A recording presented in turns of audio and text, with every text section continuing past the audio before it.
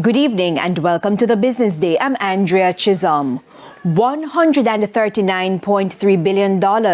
That's how much money is unpaid in taxes, penalties, and outstanding fees, with close to 50% of the fees owed for more than 7 years and just $3 billion collected so far. Could the government be forced to write off some taxes? Jamaica Maitland explains. Minister of Finance and Public Service Favour Williams is urging the public to take advantage of the Special Arrears Settlement Programme. During post-cabinet press briefing on Wednesday, Minister Williams gave the shocking outstanding figure owed to the government. When you look at the tax amount that is outstanding, taxes and all the associated penalties, interest, and surcharges, you are not going to believe this number, but it's approximately $139.3 billion. According to the minister, Jamaica could be breaching the global standard for uncollected taxes, which is recognized at 10%.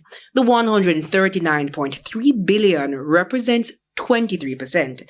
The Tax Administration of Jamaica says since the program was announced in January, it has collected over $3 billion in outstanding taxes from individuals and businesses.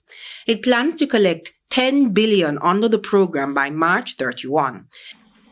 We believe that the Special Arrears Settlement Program will alleviate the financial burden on taxpayers by providing an opportunity to clear their debts without the additional costs typically associated with late filing and payments.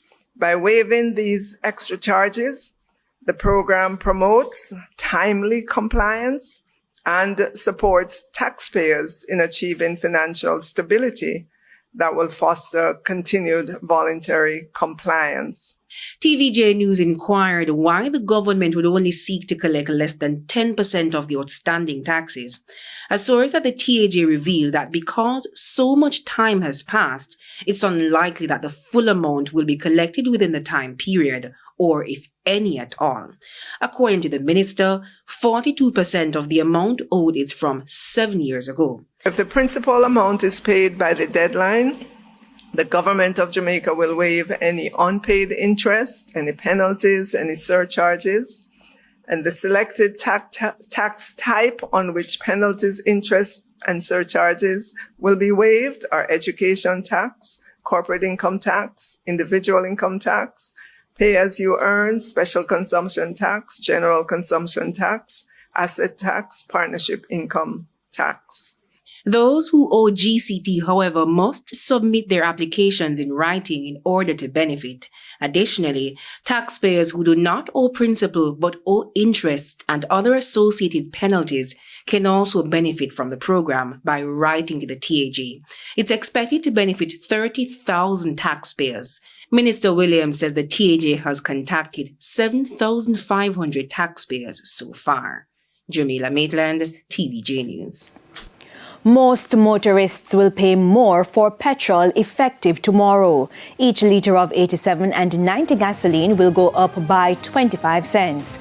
Automotive diesel oil will decrease by 70 cents, while kerosene will fall by $1.84. Ultra-low sulfur diesel will see its price increasing by 25 cents. Propane will also fall by $1.80, while butane will decline by $1.46. Banks and cambios are selling the American dollar for an average $158.42. The Canadian dollar is being sold for $111.73.